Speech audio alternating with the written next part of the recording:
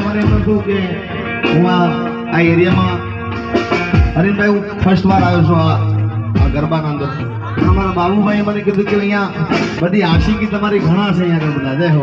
હા મારા મલકના